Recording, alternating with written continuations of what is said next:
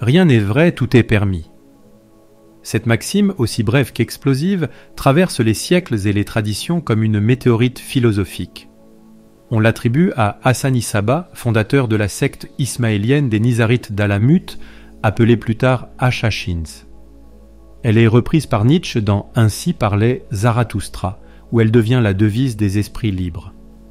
Enfin, elle est assumée par les mages modernes de la chaos magique comme emblème de leur révolte ontologique. Mais comment comprendre une telle formule sans tomber dans la caricature libertaire ou la justification cynique de la moralité ? Car ce cri ne fonde pas une dérégulation sans limite, mais l'affirmation d'une souveraineté spirituelle, la liberté de penser, de croire, de rêver, de détruire, de créer. Elle est le socle d'une éthique sorcière, d'une épistémologie païenne et d'une poétique goétique. François Rabelais, humaniste du XVIe siècle, pose dans Gargantua la devise utopique de l'abbaye de Thélème. « Fais ce que voudras ». Rabelais croyait en une nature humaine noble, pour peu qu'elle soit éclairée par le savoir. L'éducation, la culture, l'ouverture à la diversité des disciplines, langue, musique, philosophie, permettaient à l'être humain de se gouverner lui-même sans recours à la loi externe. Dans son éloge du savoir, il préfigurait déjà le fondement d'une éthique immanentiste. Ainsi, au chapitre 5 de Rabelais, on peut lire « Parce que les gens libres, bien nés, bien éduqués, vivant en bonne société, ont naturellement un instinct qu'ils appellent honneur, qui les pousse à agir vertueusement. » Chez Rabelais, la liberté ne s'oppose pas à la vertu. Elle la produit. Aleister Crowley reprend l'idéal de Rabelais et le transforme en philosophie magique dans ce qui sera la devise de Téléma. « Fais ce que voudras sera le tout de la loi.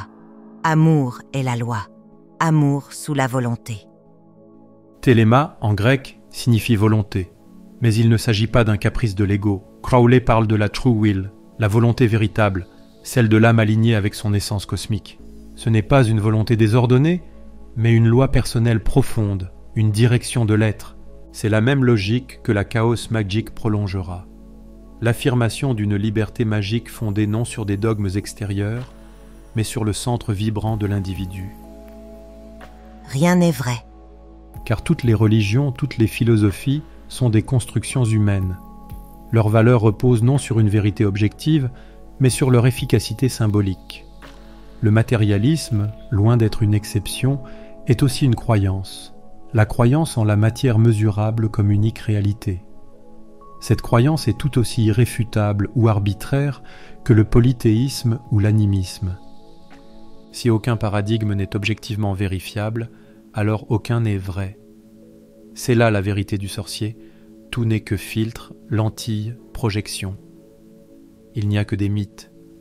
Ce renversement détruit la supériorité présumée des religions révélées, des philosophies savantes, des sciences positivistes. Il affirme la légitimité absolue de l'expérience personnelle, de la poésie, du jeu, du rituel. Tout est permis. Car l'Occident religieux a dévalorisé le corps, l'essence, l'imaginal. Le monde est illusion, maya, dit l'hindouisme.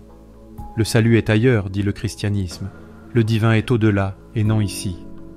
La chaos goétia dit l'inverse. Le divin est ici, dans la vision, le souffle, la transe, la chair. Ce qui est vécu est réel, même s'il est subjectif. Le sorcier réhabilite les visions, les intuitions, les délires créateurs, l'imaginaire enfantin ou prolifique. Il fait de l'expérience le centre de sa vérité. Ce sensualisme est un acte politique. Il renverse le privilège accordé à l'abstraction. Il dit que l'esprit de la plante, le rêve de l'enfant, la communication avec les morts, le désir de la chair ont autant de valeur ontologique qu'une proposition logique. La devise est devenue une arme narrative dans la série Assassin's Creed, où les mentors passent systématiquement leur pouvoir par ces mots. Quand les lois des hommes te dictent ta voie, rappelle-toi que rien n'est vrai. Quand les chaînes de l'asservissement te retiennent, rappelle-toi que tout est permis. Dans un monde où l'autoritarisme religieux et nationaliste revient en force, Hongrie, Pologne, Russie, États-Unis, pays du Golfe, cette formule est une résistance, une gnose contre l'ordre. Elle affirme que tout récit sacralisé imposé est une tentative de contrôle qu'il faut combattre. le sorcier devient hérétique par essence. On accuse cette devise de justifier le crime ou l'égoïsme. Pourtant, la véritable liberté ne nie pas l'autre. Elle s'enracine dans la conscience de l'interdépendance. Dans un paradigme panthéiste ou animiste, tout est relié. Chaque être, chaque pierre, chaque souffle est porteur de conscience. Empiéter sur la liberté de l'autre, c'est blesser la totalité dont on fait partie. Le sorcier n'a pas besoin d'une loi imposée. Il incarne sa loi. Il ne suit pas un catéchisme imposé par un dieu fou et tyrannique, mais un axe de feu qui le traverse et l'oriente. Conclusion, créer sa propre vérité. Rien n'est vrai, tout est permis. Ce n'est pas une excuse pour sombrer dans la sociopathie, mais un appel à devenir à son tour source de cosmos, source de feu sombre libérateur. Dans la Chaos Goetia, ce n'est pas la vérité qui libère, c'est la création. C'est le droit sacralisé de réinventer, de se détacher de toute hétéronomie.